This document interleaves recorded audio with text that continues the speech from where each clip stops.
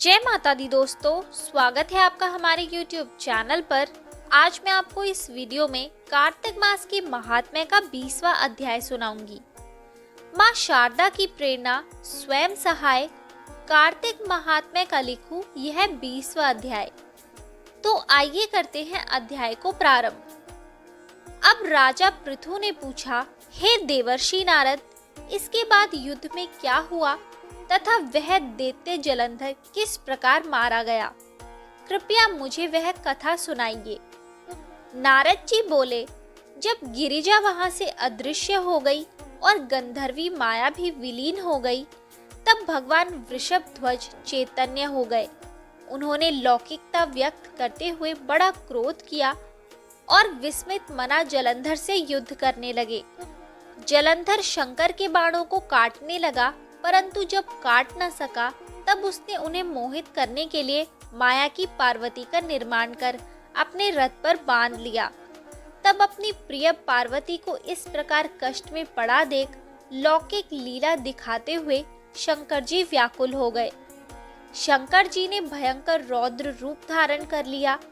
अब उनके रौद्र रूप को देख कोई भी दैत्य उनके सामने खड़ा होने में समर्थ न हो सका और सब भागने छिपने लगे। यहाँ तक कि शुंभ निशुंभ भी समर्थ न हो सके।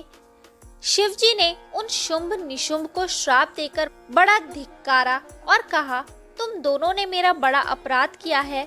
तुम युद्ध से भागते हो, भागते को मारना पाप है। इससे मैं तुम्हें अब नहीं मारूंगा, परंतु गौरी तुमको अवश्य मारेगी। शिव जी के ऐसा कहने पर सागर पुत्र जलंधर क्रोध से अग्नि के समान प्रज्वलित हो उठा। उसने शिव जी पर घोर बाण बरसाकर धरती पर अंधकार कर दिया। तब उस दैत्य की ऐसी चेष्टा देखकर शंकर जी बड़े क्रोधित हुए तथा उन्होंने अपने चरणांगुष्ठ से बनाए हुए सुदर्शन चक्र को चलाकर उसका सिर काट लिया। एक प्रचंड शब्द के साथ उसका सिर पृथ्वी पर गिर पड़ा और अंजन पर्वत के समान उसके शरीर के 2 खंड हो गए। उसके रुधिर से संग्राम भूमि व्याप्त हो गई।